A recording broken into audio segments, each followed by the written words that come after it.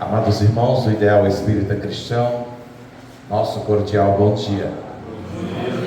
Sejam todos bem-vindos para mais uma palestra pública gratuita, desta feita no Grupo Espírita Irmãos em Cristo.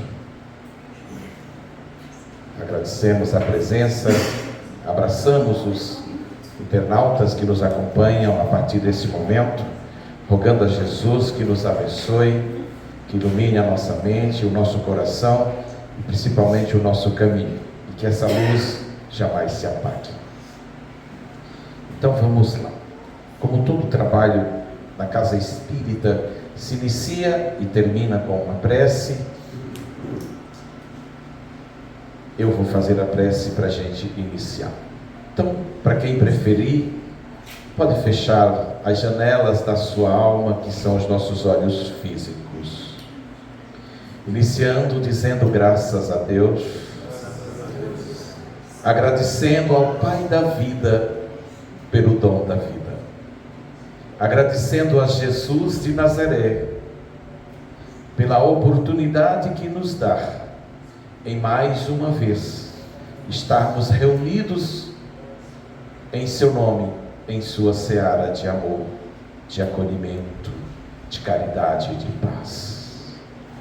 Que a sua luz, Mestre amado, possa nos envolver a todos, para que nesta manhã o teu ensinamento seja levado aos quatro cantos do planeta, com entendimento, com amor e com luz no coração dos homens. Que assim seja, graças a Deus. Então a nossa irmã vai fazer a leitura do minuto de sabedoria. Em seguida eu leio o Evangelho. Bom dia. Bom dia. Não deseje aquilo que pertence a outrem. Não queira enriquecer às custas de outra pessoa. Tudo que é seu por direito divino e há de chegar às mãos. Não há na hora oportuna, nem mais cedo do que deve, nem com atraso. Na hora exata você receberá aquilo que merece. Portanto, trabalhe confiante no Pai, pois não cai um fio de cabelo de sua cabeça sem a permissão dele. Graças a Deus. Então, para culminar com o assunto de hoje, que é de uma importância enorme para a nossa vida, digo isso por conta do nosso apego aos bens materiais, que é: não saiba a vossa mão esquerda o que dá a vossa mão direita. E para culminar com o tema, veja, capítulo 11, amar seu próximo como a si mesmo, a lei de amor, que diz: o amor resume inteiramente a doutrina de Jesus, porque é o sentimento por excelência, e os sentimentos são os instintos elevados à altura do progresso realizado. No seu ponto de partida, o homem não tem senão instintos, mas mais avançado e corrompido não tem senão sensações, mais instruído e purificado tem sentimentos. E o ponto delicado do sentimento é o amor. Não o amor no sentido vulgar da palavra, mas esse sol interior que condensa e reúne em seu foco ardente todas as aspirações e todas as revelações sobre-humanas. A lei de amor substitui a personalidade pela fusão dos seres. Ela aniquila as misérias sociais. Feliz aquele que, ultrapassando a sua humanidade, ama com amplo amor seus irmãos em dores. Ama com amplo amor seus irmãos em dores. Feliz aquele que ama, porque não conhece nem a angústia da alma. Aquele que ama não conhece a angústia da alma, nem a do corpo. E seus pés são leves e vive como que transportado para fora de si mesmo. Porque quando Jesus pronunciou esta palavra divina, amor, ele fez estremecer os povos, e os mártires ébrios de esperança desceram ao circo. O Espiritismo, a seu turno, ou seja, no seu tempo certo, vem pronunciar uma segunda palavra do alfabeto divino. Estai atentos. porque esta palavra ergue a pedra dos túmulos vazios e a reencarnação, triunfando da morte, revela ao homem maravilhado seu patrimônio intelectual. Não é mais aos suplícios que ela o conduz, mas à conquista do seu ser, elevado e transfigurado. O sangue resgatou o Espírito, e o Espírito deve hoje resgatar o homem da matéria. Graças a Deus. Portanto, agora passo a palavra para a nossa irmã proferir a palestra de hoje. Todo o seu conhecimento, todo o seu carisma de professora, minha colega, muito que Jesus abençoe. Vamos lá, Sarinha. Vamos lá, testando.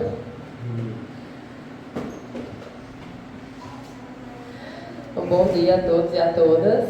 Bom dia. Que se encontram na Casa Espírita Irmãos em Cristo, e a todos os nossos irmãos e irmãs que nos acompanham pelas redes sociais, pelo YouTube, que nós possamos seguir firmes e fortes na propagação do Evangelho do Cristo Consolador. De antemão já peço um pouco de desculpa pela minha voz. A virose, me alcançou essa semana, está demorando para me largar, então ela vai sair assim um pouquinho mais rouca, tá? O tema da nossa conversa de hoje é que a vossa mão esquerda não saiba o que dá a vossa mão direita.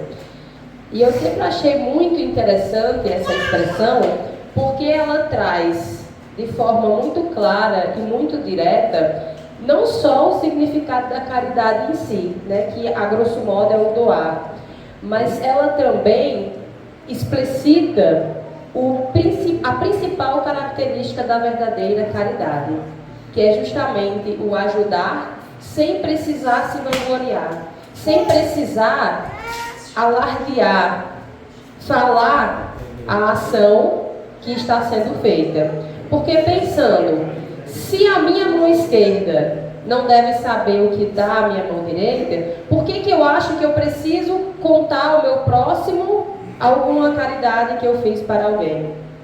Se minha mão esquerda não pode saber o que minha mão direita oferta, por que eu me acho no direito de propagar para a sociedade, postar, me autopromover através das ações ditas de caridade? É óbvio que tudo é intenção. Se eu pratico atos de caridade e eu posto isso como um exemplo na tentativa de incentivar outras pessoas a também praticarem atos de caridade, excelente. Nós precisamos, pregar pelo exemplo. Mas tudo é intenção, porque se eu faço isso, se eu sinto a necessidade de mostrar as ações caridosas que eu realizo apenas para a autopromoção, apenas para que a sociedade me admire pela minha bondade, por aquilo que eu estou fazendo, isso deixa de ser caridade e passa a ser mero interesse. É óbvio, que quando a gente diz que a vossa mão esquerda não saiba o que dá a vossa mão direita, não necessariamente eu precise esconder toda a caridade que eu faço. Como eu disse, tudo depende da intenção. Posso pregar pelo exemplo, mas é mais na ideia realmente de que eu preciso, no momento da caridade, priorizar a quem eu estou ajudando. O foco da caridade é quem? A pessoa necessitada, não eu que irei ajudar. O foco da caridade é a ação que eu irei realizar, não o que eu estou fazendo. Por isso, dessa expressão, que a vossa mão esquerda não saiba o que dá a vossa mão direita. Porque na medida em que eu acho que esse reconhecimento da sociedade precisa existir, como eu falei, deixa de ser caridade e passa a ser apenas interesse. Até mesmo porque, se a gente for pensar até na origem da palavra caridade, e eu achei o evangelho de hoje, não que é coincidência, sempre tem relação, uma correlação. Se a gente procurar o significado da palavra caridade, a gente vai ver a origem dela do latim, da palavra caritas, que significa amor. Não qualquer amor, mas o amor incondicional. E nós sabemos que quando nós amamos incondicionalmente, tudo que nós fazemos é pensando no outro e não em nós mesmas. Vou dar um exemplo aqui. Quem é pai ou mãe, né, quando tudo que a gente faz pelos nossos filhos, nunca é pensando em uma troca, em algo que eles irão fazer por nós. A gente sempre age pensando no bem deles, pensando em eles se tornarem adultos funcionais, adultos éticos, pessoas de bem. A gente faz tudo, todos os sacrifícios, tudo que nós empregamos para os nossos filhos é pensando no desenvolvimento deles. Não no retorno de, quando ele crescer, ele vai fazer isso por mim. Não, a gente quer ver eles bem, porque isso é o amor incondicional. Da mesma forma é a caridade. A caridade também significa o amor incondicional. Ao realizar a caridade, eu preciso pensar no bem do próximo. Não esperando que ele me agradeça de alguma forma. Eu não posso praticar a caridade esperando que, no momento em que eu estiver em dificuldade, eu vou cobrar esse favor. Eu estou ajudando fulano aqui, mas lá na frente, se eu precisar, ele vai ter que fazer da mesma forma. Isso não é caridade. Isso é uma troca. A caridade é o amor incondicional. A gente escuta muito falar, no amar ao próximo como a si mesmo. E durante muito tempo eu refleti, sobre essa questão do amor universal. Porque quando a gente pensa em amor, nós pensamos no amor que nós sentimos pelos nossos familiares, pelos filhos, pelos pais, irmãos, primos, amigos. E é difícil a gente imaginar o amar um desconhecido, pura e simplesmente, a quem eu estou ajudando. Porque a gente ainda associa esse amor mais íntimo. E eu tinha dificuldade de refletir sobre o que seria esse amor fraternal, esse amor universal, na verdade. E a caridade é justamente a forma de se praticar esse amor fraternal. O amar ao próximo como a si mesmo não significa que eu vá conseguir, no meu estágio de desenvolvimento, amar aquele desconhecido que bate à minha porta da forma como eu amo o meu irmão, por exemplo, ou da forma como eu amo a minha comadre, por exemplo. É difícil, porque são sentimentos distintos. Mas no momento em que eu observo aquela pessoa que bate à minha porta como meu irmão em Cristo, e eu estendo a ajuda que eu consigo naquele momento, aí sim eu estou praticando o amor incondicional através da caridade. Todo ato de caridade é o amor universal pregado por Cristo, nosso Senhor. E na medida em que nós formos evoluindo, esse processo vai se tornar muito mais fácil. Porque Jesus observava a todos como seus próprios irmãos. E através da prática da caridade, nós um dia, com a graça de Deus, chegaremos nesse patamar. E aí falando em caridade, que é esse amor incondicional, a gente pode se perguntar, porque muitas vezes a gente se encontra em situações em que às vezes é difícil a gente praticar a caridade como deveria. Às vezes a gente acha que não pratica caridade o suficiente, porque nós temos uma visão muito singular da caridade. A gente interpreta a caridade muitas vezes de uma única forma, quando na verdade a caridade ela tem diversas maneiras que podem ser expressadas. Há vários e vários tipos de caridade que nós podemos praticar no nosso dia a dia. No Evangelho segundo o Espiritismo, ele divide a caridade em duas partes. Fala sobre a caridade material, também a caridade financeira, mesma coisa, e a caridade moral. Caridades distintas, mas igualmente importantes. Então nós podemos praticar a caridade material ou financeira que, como o próprio nome já diz, né, ele tem a ver com os recursos materiais, né, é você destinar uma quantia em dinheiro a alguém necessitado ou alguma organização, né, nós temos, graças a Deus, várias organizações que arrecadam contribuições financeiras para ajudar o próximo, né, como o Médicos Sem Fronteiras, o ActionAid, muitas e muitas ONGs, né, ao redor do Brasil e do mundo, que fazem essa captação de recursos para empregar em ações que ajudarão milhares de pessoas. Mas eu também posso praticar essa caridade financeira quando eu compro uma cesta básica para uma família necessitada da minha cidade, quando eu dou alguma roupa, né? Tem tantas roupas às vezes no armário que está ali, né? Quase que mofando sem uso.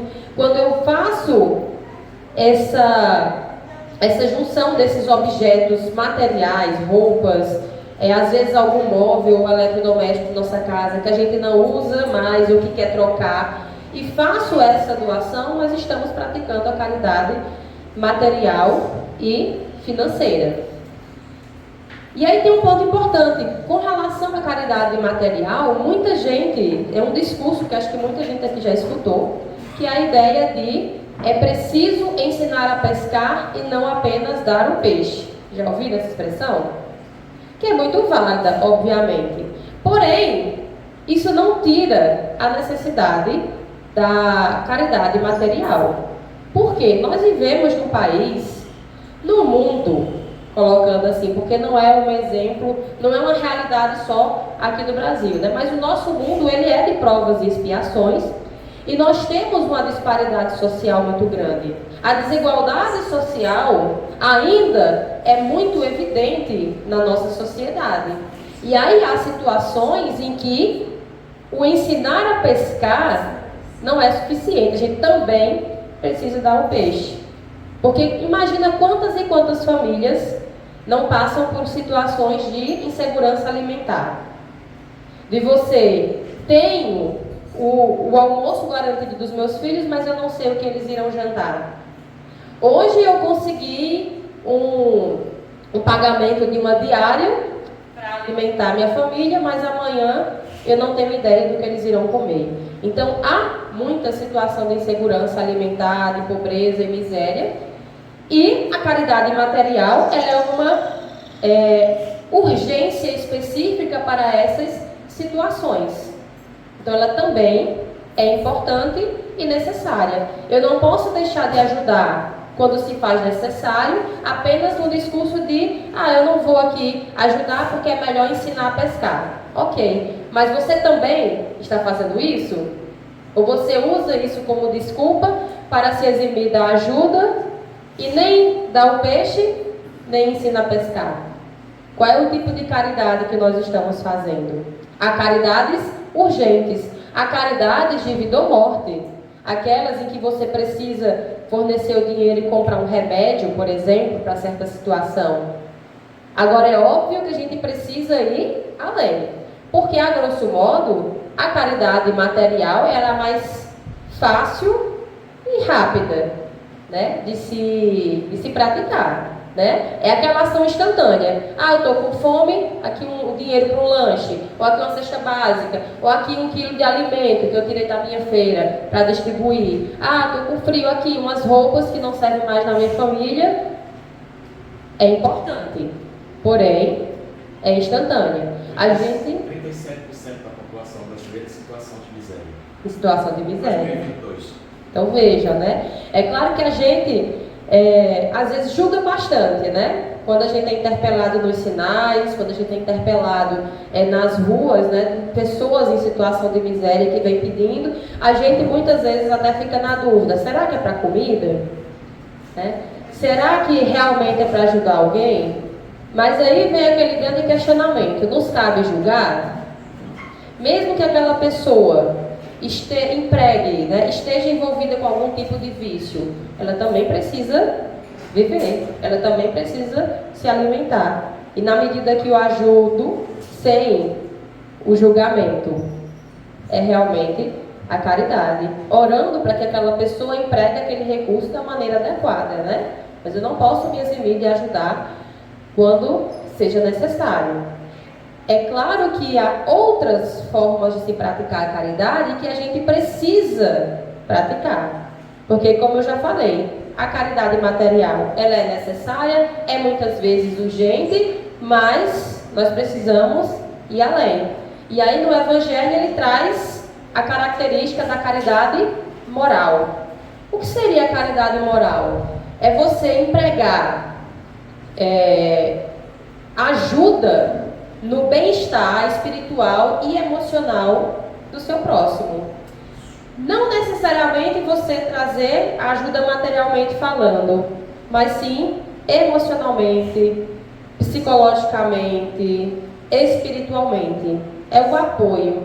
E talvez esse tipo de caridade seja até a mais difícil de se praticar, porque ela requer nosso envolvimento a longo prazo.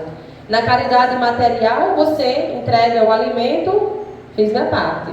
Você entrega o valor ali para comprar remédio, ok. Mas a caridade moral, ela requer ali um grau de envolvimento que muitas vezes a gente não está disposto a arcar, né? A se envolver ali, a realmente ajudar. Porém, são as maiores possibilidades de caridade que nós podemos fazer, é essa caridade moral.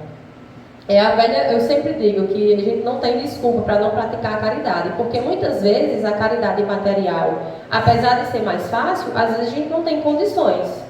Às vezes aquele mês as contas apertam, né? De tal forma que não sobra ali para a gente, né, dividir, ou às vezes não dá nem para a nossa própria família, que dirá reverter isso para o próximo. Mas aí nós podemos praticar essa caridade moral. De que forma? Empregando nosso tempo. Eu não tenho condições financeiras de ajudar como deveria. Ok, mas nós podemos empregar o nosso tempo para ajudar o próximo. E isso não deixa de ser uma caridade extremamente importante, porque se a gente for refletir sobre o nosso dia a dia, quanto tempo nós não gastamos, muitas vezes, mexendo em redes sociais, maratonando séries, né, dias a fio ali, assistindo filmes. Não que isso não seja importante, porque o lazer é importante. Mas por que não tirar uma parte desse tempo que eu estou gastando, né, nessas atividades e reverter isso para a comunidade de alguma forma? Isso é caridade. Eu posso dispor do meu tempo para visitar, por exemplo, pessoas em hospitais que estão ali abandonadas pela família. Posso visitar abrigo de idosos, né? Muitas vezes ali eu já tive essa oportunidade, essa alegria de visitar, e é uma energia tão boa, uma troca de experiências tão incrível, que às vezes a gente percebe que se ajuda mais nesse processo do que está ajudando. Então, dedicar esse tempo, visitar alguma casa de acolhimento juvenil. Qual é o tempo que eu estou dispondo para a caridade? Não precisa necessariamente da ajuda material, porque o tempo que eu disponibilizo para ajudar o próximo também é caridade. As nossas habilidades também entram na caridade moral. Na medida em que eu utilizo uma habilidade que eu tenho e reverto isso em ajuda ao próximo, isso também se configura como caridade. Por exemplo, eu sou professora de língua portuguesa. Posso perfeitamente procurar algum cursinho solidário, por exemplo, e ministrar algumas aulas, né, gratuitas para adolescentes de baixa renda que não têm condições de pagar um cursinho, por exemplo. Eu estou passando uma habilidade que eu desenvolvi e que foi um presente de Deus, diga-se de passagem, né? Deus me deu esse presente, e por que eu não posso compartilhá-lo com a população? Então isso também é uma forma de caridade. Você se envolver, tem muitas iniciativas bacanas, né, nas cidades, ONGs que tiram pessoas em vulnerabilidade social, jovens, né, e tentam ensinar uma profissão. Então por que eu, por exemplo, meu marido é técnico de celular, numa oportunidade como essa, ele está lá mostrando para os jovens uma profissão. Isso também é caridade. Quem mexe com confeitaria e assim por diante. Você passar à frente uma habilidade ajudando o próximo também é caridade. Ah, mas eu não tenho nenhuma habilidade específica. A gente sempre tem, né? Mas a gente não reconhece. Então, doe serviço à comunidade, né? Se envolva em trabalhos voluntários, né? Por exemplo, conheci um amigo meu, ele se voluntariou para trabalhar no abrigo dos idosos, né? Na parte lá da biblioteca, faziam leitura com os idosos, enfim, um trabalho maravilhoso. Ele doou serviço. Não precisa nem muito além, na própria instituição religiosa, né? Você ajudar a organizar uma sala, usando como exemplo Irmãos em Cristo, né? Auxiliar na distribuição da água fluidificada, pequenas ajudas de serviços que é também caridade, que a gente pode fazer em qualquer instituição religiosa, na própria igreja católica, em algum culto evangélico, sempre há ajuda necessária. E isso também é caridade. E temos também a caridade emocional. Acho que essa é a mais difícil de se praticar realmente, porque é o acolhimento da dor do outro. É a escuta atenta. Quantos de nós já fomos procurados por alguém próximo e que estava em busca de algum tipo de desabafo, né? Que estava passando por algum problema, e a gente precisou parar e escutar. Isso é caridade emocional. Na medida em que eu não julgo, porque muitas vezes nós procuramos alguém para desabafar e a pessoa acha que a gente quer uma solução rápida, né? Não, isso é besteira, se você fizer assim está tudo resolvido. Mas às vezes nesse processo de ajuda a gente não está procurando uma solução rápida, a gente está procurando acolhimento, apoio, né? Que se entenda a nossa dor. E ter esse processo de escuta é uma caridade assim inimaginável. A gente ajuda de uma forma que a gente nem percebe nesse processo de acolhimento da dor do nosso próximo.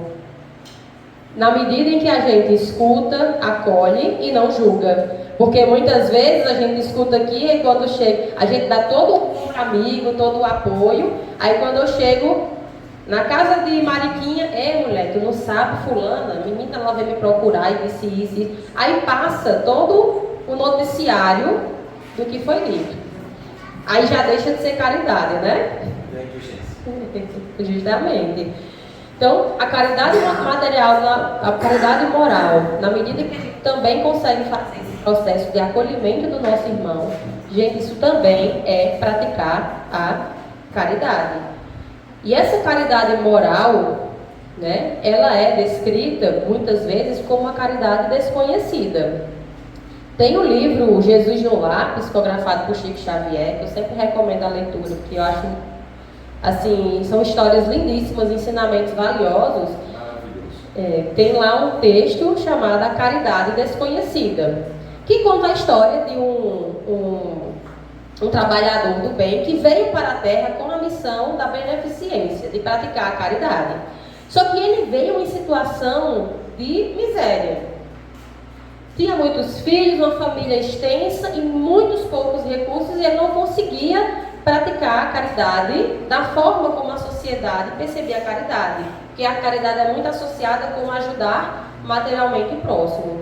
E ele não conseguia, nem como a viúva, né, entregar algumas moedas. Ele não tinha essa opção. E o próprio tempo dele também era muito resumido, porque ele trabalhava arduamente para conseguir um mínimo de sustento para a sua família. E isso o afligia bastante. Ele não conseguia fazer a caridade da forma como o seu coração necessitava, ansiava.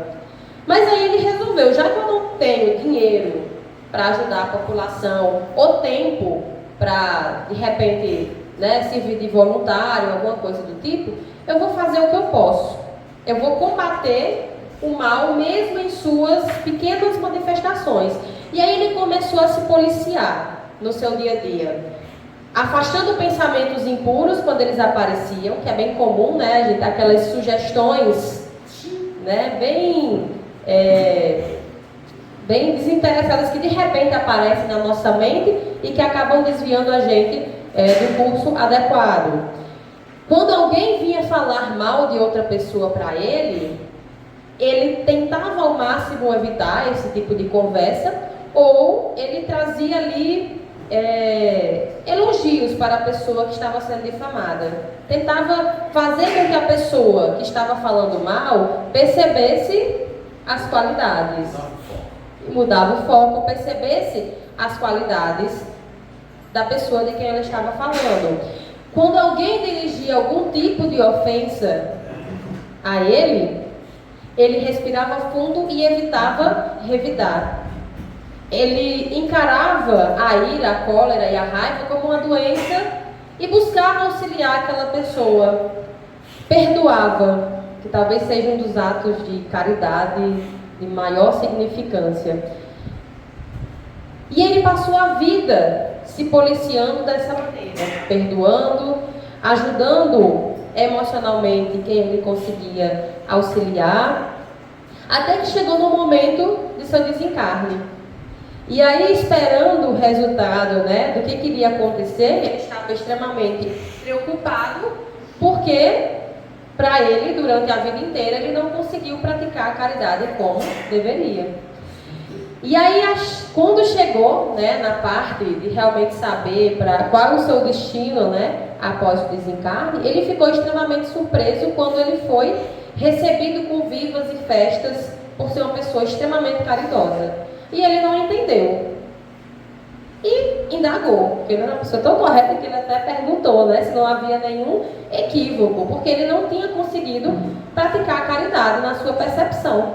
Mas aí ele foi informado que justamente ele conseguiu praticar a caridade que é desconhecida a muitos, que é essa caridade moral, no seu primórdio mesmo ali, em você conseguir perdoar o seu próximo, em você ajudar as outras pessoas, emocionalmente falando. E aí fala sobre essa caridade que para nós é tantas vezes desconhecida, mas que faz parte do nosso dia a dia cotidianamente. Porque quantas e quantas vezes nós não estendemos a mão e distribuímos cestas básicas, por exemplo, mas não conseguimos perdoar um vizinho que nos difamou de alguma forma. Quantas e quantas vezes a gente faz toda uma arrecadação de roupas, de alimentos para doar para a população pobre, mas quando uma prima minha veio falar de uma outra prima nossa e eu ajudei a ampliar a fofoca. Então, eu pratico caridade de um lado e deixo de praticar a caridade mais primordial ali, mais básica do nosso dia a dia, que é essa caridade desconhecida, essa caridade moral. E justamente ela traz nesse íntimo o dar ajuda sem precisar se vangloriar. Todos esses tipos de caridade que a gente falou, tanto a material quanto a moral, que não nos deixa desculpa para não praticar caridade, porque se eu não tenho dinheiro, eu tenho tempo. Se eu não tenho tempo, mas eu não preciso ir todos os dias, eu posso utilizar um fim de semana, um feriado, tentar ajudar de alguma forma. Se não tenho tempo nem dinheiro, eu posso pelo menos perdoar o meu próximo, eu posso ao menos evitar difamar alguém, eu posso me policiar nesse sentido. Então, não tem desculpas para não se praticar algum tipo de caridade. A gente sempre vai ter essa possibilidade. Mas sempre lembrando da característica fundamental dessa caridade, que é o que a gente falou lá no início, que é o tema da palestra, que vossa mão esquerda não saiba o que dá a vossa mão direita. Não importa o tipo de caridade, eu preciso fazer isso com a intenção de ajudar o próximo e não a mim mesmo. Tem um filme que eu gosto bastante, chamado Constantine. A grosso modo, ele é uma visão católica, Constantine, ele é um exorcista, e ele tem a certeza de que quando ele morresse, ele iria para o inferno em virtude de algumas práticas que ele fez durante sua vida, uma concepção católica. Mas aí ele se dedica a vida inteira salvar pessoas, né, de obsessões. Só que ele ajuda milhares e milhares de pessoas e não vê um retorno com relação a isso. E tem determinada cena desse filme que ele conversa com o arcanjo Gabriel e indaga justamente isso. O que é que Deus quer de mim? Ele faz uma pergunta bem direta ao anjo. O que é que Deus quer de mim? Porque eu ajudei milhares de pessoas e eu ainda não sinto que eu serei salvo. E aí o anjo, né, na sua mansitude, olha para Constantino e fala: o problema fundamental, né, nessa sua busca é que realmente você ajudou várias e várias pessoas, mas em nenhum momento você fez isso por elas. Você fez isso apenas buscando interesses próprios. Em nenhum momento você olhou para a pessoa que você ajudou na desobsessão e sentiu compaixão por aquela pessoa, porque você buscava apenas o próprio interesse. Não que não seja ajuda válida, mas para ajudá-lo não foi o suficiente, porque ele apenas buscou os próprios interesses. E aí ele só conseguiu a redenção no filme em uma situação específica em que ele conseguiu ajudar alguém não pensando em si mesmo, pensando apenas no bem daquela pessoa. E aí ele finalmente conseguiu entender o que era a verdadeira caridade, o que era realmente ajudar o próximo.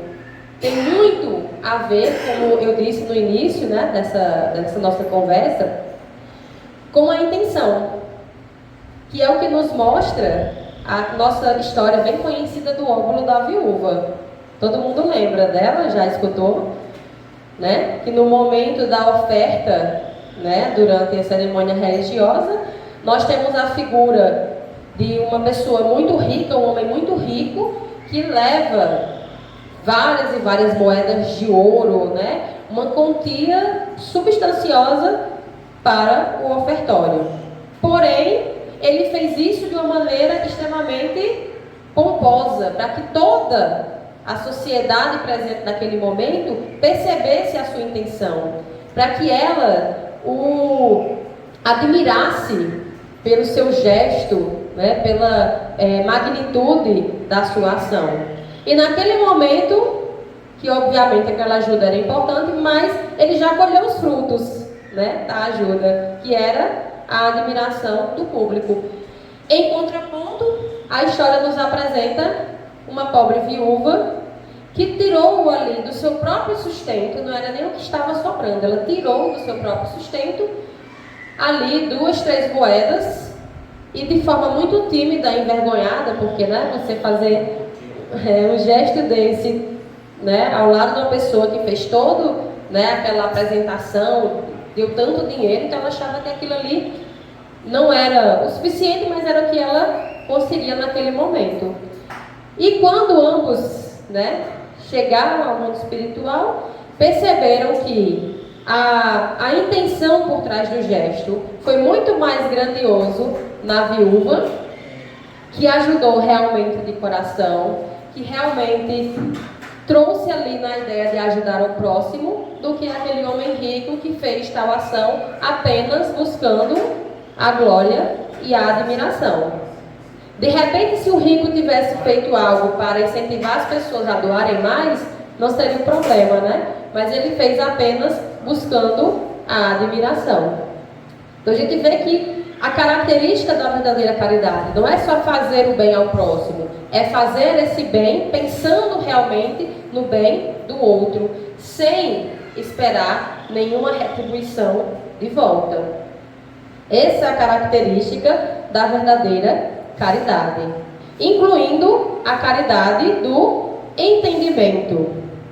Não só do acolher, como a gente falou, né, da caridade moral. Nós também precisamos entender o nosso próximo, porque como nós iremos ajudar se nós não tentarmos entendê-lo? Ainda no livro Jesus no Lar, tem uma história chamada A Necessidade do Entendimento. E aí mostra, né, um aprendiz que ele precisou pedir contribuições no centro da cidade, né, para ajudar nas suas iniciativas sociais junto com o mestre, e ele chegou com muita raiva, assim, muito afobado, porque ele havia escutado muitas injúrias na rua das pessoas a quem ele pediu ajuda, né? As pessoas não só negavam, mas também o ofendiam. E aí o mestre, né, o convidou para irem juntos fazerem esse pedido nas ruas da cidade. E aí eles pediram, algumas pessoas, algumas ajudavam, outras só ignoravam. E aí houve um homem que não só negou a ajuda, como também começou a xingá-los. Muita raiva, muito bravo. E o mestre pediu calma ao seu aprendiz e seguiram aquele homem que havia acabado de xingá-los. E aí, seguindo de forma cautelosa, esse homem começou a ter um ataque em plena rua, sofrendo dores excruciantes, e eles ficaram sabendo que aquele homem sofria de uma doença que provocava essas crises extremamente dolorosas. Continuando o trabalho, eles continuaram pedindo, né? Outra pessoa foi extremamente rude com eles e nem se dignou a olhá-los. Apenas os ignorou de forma muito ríspida. E aí o mestre e seu aprendiz seguiram aquele homem, né, até a sua casa, né, para observar o que estava acontecendo, e descobriram que ele estava vivenciando um processo de luto. A sua filha, né, estava sendo velada naquele momento na casa dele. O mestre e o aprendiz continuam, né, nesse trabalho, interpelando outras pessoas. Um jovem começa a xingá-los e a querer machucá-los fisicamente. Eles conseguem se livrar ali daquele momento, e aí percebem que na verdade aquele jovem sofria, né, de problemas neurológicos. Mais à frente, interpelaram o senhor, que também foi extremamente rude com eles, e posteriormente descobriram que aquele homem estava passando por um processo de falência. Da noite para o dia ele deixou de ser o senhor e passou a ser escravo, né? Não tinha como honrar suas dívidas e estava passando por vários problemas. E aí o mestre indaga seu aprendiz, depois de observar essas 4 figuras, o que ele havia aprendido. E o aprendiz traz à tona, né, a necessidade do entendimento. Todas aquelas pessoas estavam passando por processos dolorosos na sua vida e não estavam sabendo lidar com isso. Quantas e quantas vezes nós não passamos também por processos dolorosos, nós não sabemos lidar e acabamos, né, no ditado popular, descontando, né, nas outras pessoas. Então, para ajudarmos, nós também precisamos entender. E foi nessa lição que o aprendiz compreendeu que o entendimento também é uma caridade. Ele estava pedindo uma ajuda, mas aquelas pessoas também precisavam ser ajudadas. Pelo menos com energias positivas, porque nem sempre a gente consegue ajudar da forma como gostaria.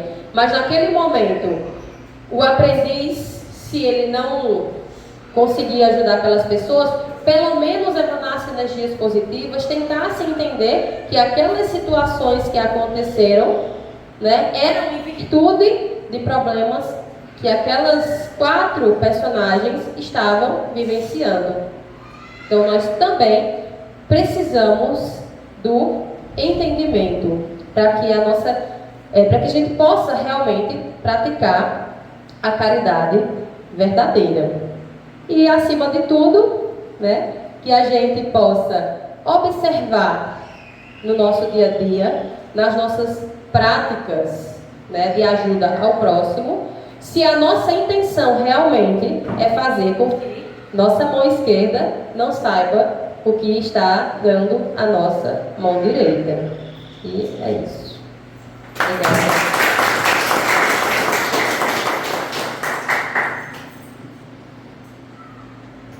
De coração, nós agradecemos a nossa irmã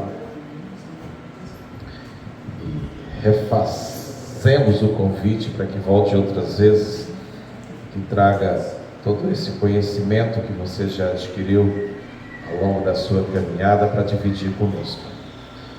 Então, vamos concluir com a prece final, para que a gente possa passar para a próxima etapa, que é o passe magnético. como não podia de ser, eu convido o nosso irmão Chico Martins para que profira a prece final, que seja um pouco breve também, para que a gente passe para a próxima etapa. Tá bom, tio? Tá bom, vovô Chico? É isso aí. Fique à vontade.